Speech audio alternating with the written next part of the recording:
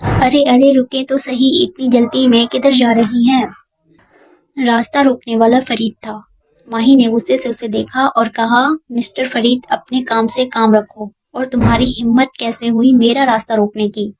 ارے آپ تو برا ہی مان گئی ہیں، بہت ہی غصے والی ہیں آپ، اپنی حد میں رہیں آپ۔ مجھے آپ میں یا آپ کی باتوں میں کوئی دلچسپی نہیں ہے، اور آئندہ اس طرح میرا راستہ کبھی بھی مت روکنا۔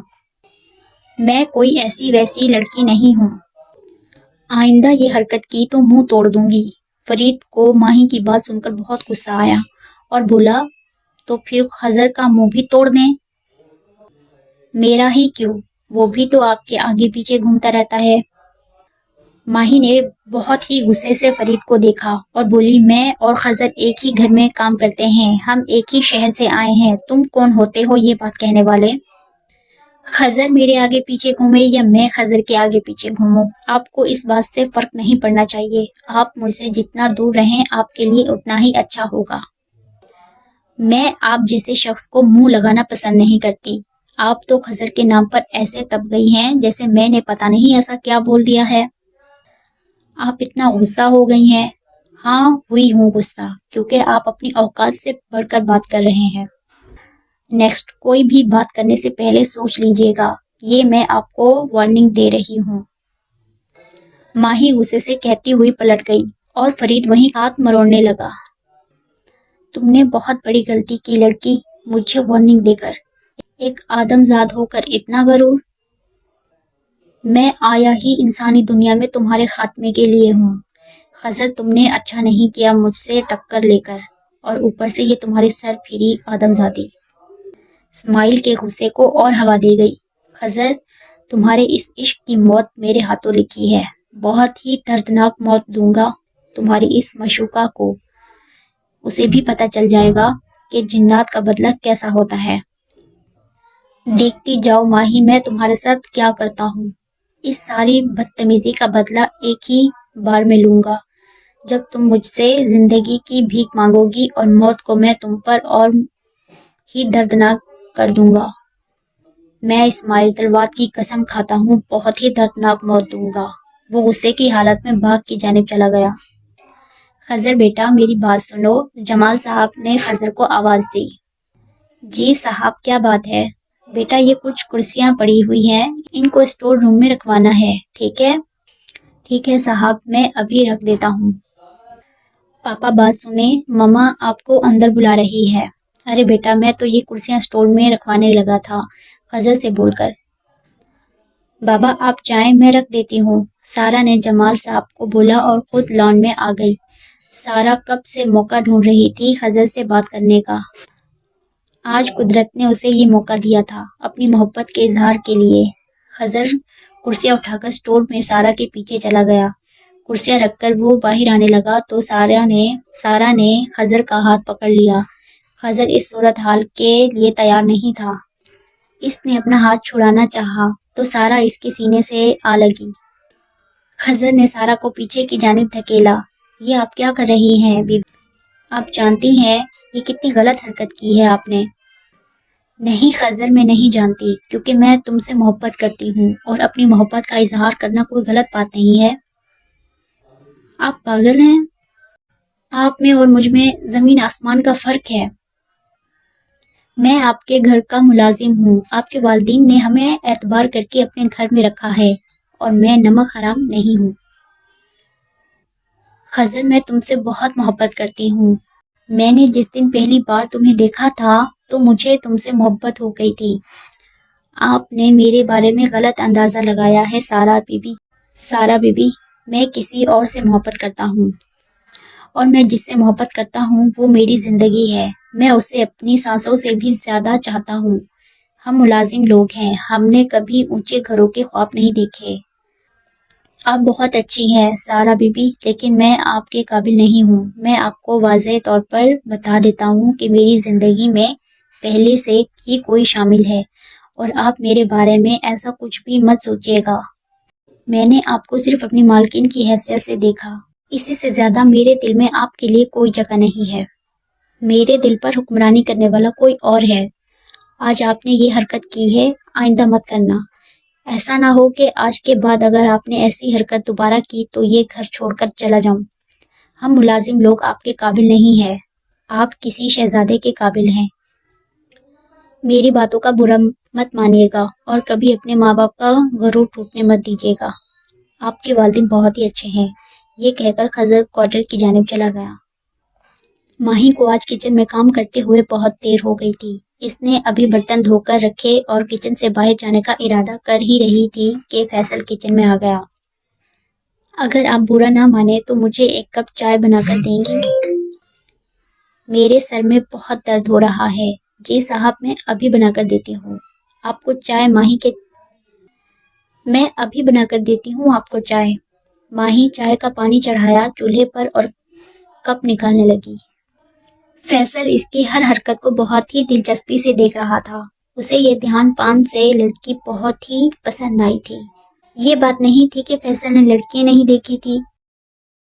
اس کے سرکل میں ایک سے ایک حسین لڑکی تھی، پر جو بات ماہی میں تھی وہ اسے کسی لڑکی میں نظر نہ آئی۔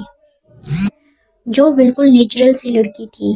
اس کی معصومیت بھی بالکل ہی نیچرل تھی۔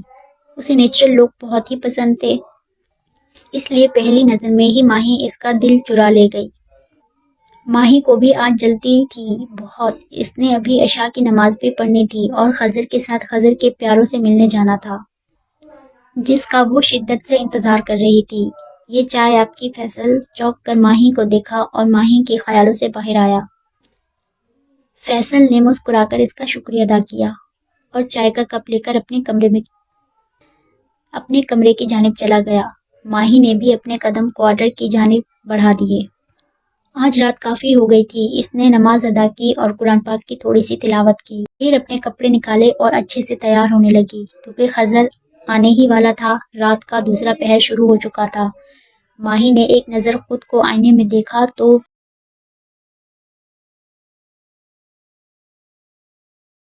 تو پیچھے خضر کھڑا مسکرا رہا تھا۔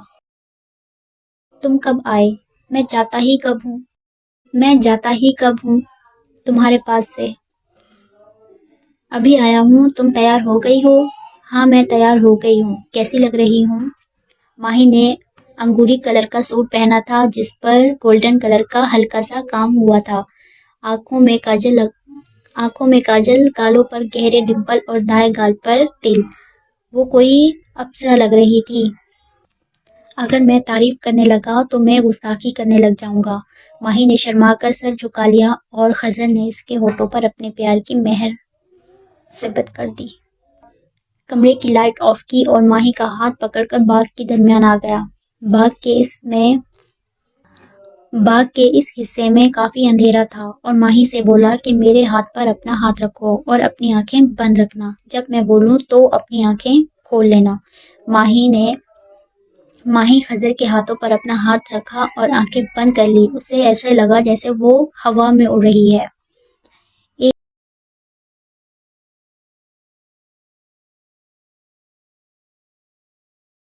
ایمان والو، تم ثابت قدم رہو اور ایک دوسرے کو تھامے رکھو اور جہاد کے لیے تیار رہو اور اللہ تعالیٰ سے ڈرتے رہو تاکہ تم مراد کو پہنچو۔ زریاب قرآن پاک کی تلاوت کر رہا تھا اور پاس ہی بیٹھے جعفر اور زیاب، راو، امارہ، انتیلا بہت ہی ادب سے قرآن پاک کی تلاوت سن رہے تھے۔ اتنے میں غار کا دروازہ کھلا اور جازر غار میں داخل ہوا۔ تمام بیٹے نفیس کو سلام پیش کیا اور زریاب اور جعفر سے خضر کے آنے کی اجازت طلب کی۔ زریاب بہت ہی خوش ہوا کہ اس کا شاگرد اپنے استاد سے ملنے سے پہلے اجازت لینا نہیں بھولا۔ ہاں جاؤ اور ہمارے مہمانوں کو بہت ہی اچھے طریقے سے اندر لے کر آؤ۔ آپ سب بھی انسانی روپ میں آ جاؤ، کیونکہ ہم سے ملنے والا ایک انسان ہی ہے۔ وہ ہمارے یہ روپ نہیں برداشت کر سکے گا۔ آنے والے مہمان کا بہت اچھے سے استقبال کرو۔ سب ماہی کے استقبال کے لیے کھڑے ہو گئے۔ جازیل نے خضر کو اطلاع دی کہ ماہی کو لے کر اندر آ جائے۔ ماہی اب اپنی آنکھیں کھولو اور اندر کی جانب چلو۔ ماہی جب غار کے اندر داخل ہوئی تو اس پر پھولوں کی بارش ہونے لگی۔ پھول ہی بچھائے ہوئے تھے۔ اس کے سامنے اس کا استقبال کرنے کے لیے کچھ افراد کھڑے تھے۔ خضر نے جھک کر استاد محترم اور اپنے بابا کو سلام کیا اور ان کے ہاتھوں کو بوسہ لیا اور اپنے دوستوں سے گلے ملا۔ ماہی نے بھی دیکھا دیکھی زریاب اور جعفر کے ہاتھ چومے اور باقی سب کو سلام کیا۔ باقی سب نے بھی اس کے سلام کا جواب بہت اچھے سے دیا۔ وہ سب اس آدم زادی کو دیکھ کر حیران تھے۔ یہ چھوٹی سی لڑکی اس شیطانی منتروں کی کتاب کو ختم کرے گی، جیسے ان کو یقین نہ آ رہا ہو کہ ماہی ہی وہ لڑکی ہے۔ زریاب نے سب کو بیٹھنے کے لیے کہا۔ سب زریاب کے پاس ہی بیٹھ گئے۔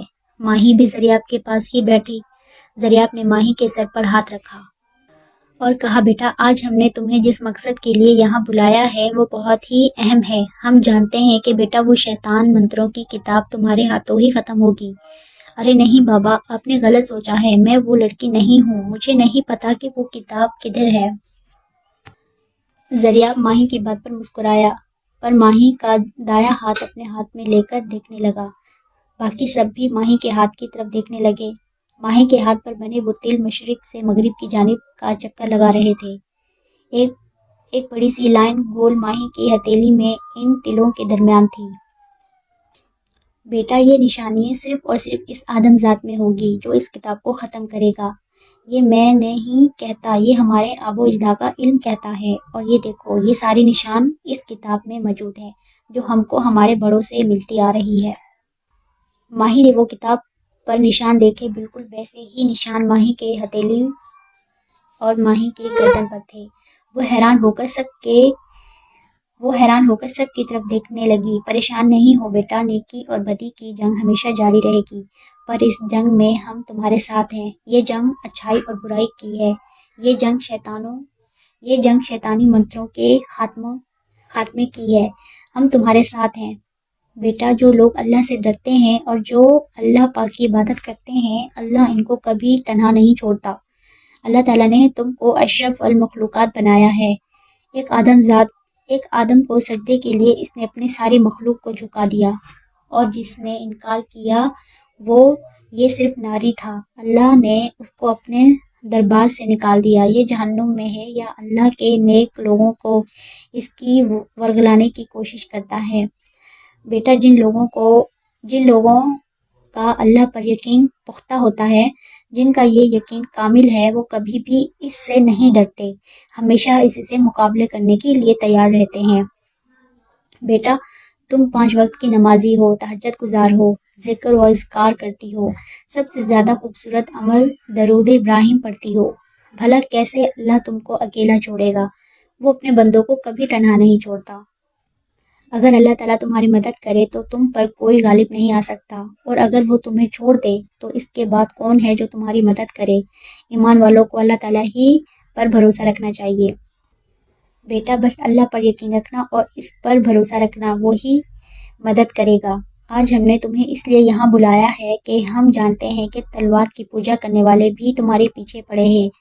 وہ خضر کو تمہاری وجہ سے توڑنا چاہتے ہیں، وہ تمہیں نقصان پہنچا کر خضر کو تکلیف دینا چاہتے ہیں۔ بیٹا ہم سب تمہیں اپنی ایک طاقت دیں گے، جب کبھی تم پر مشکل وقت آئے گا تو یہ طاقت تم استعمال کر سکتی ہو۔ اپنا دایاں ہاتھ میرے دائیں ہاتھ پر رکھو۔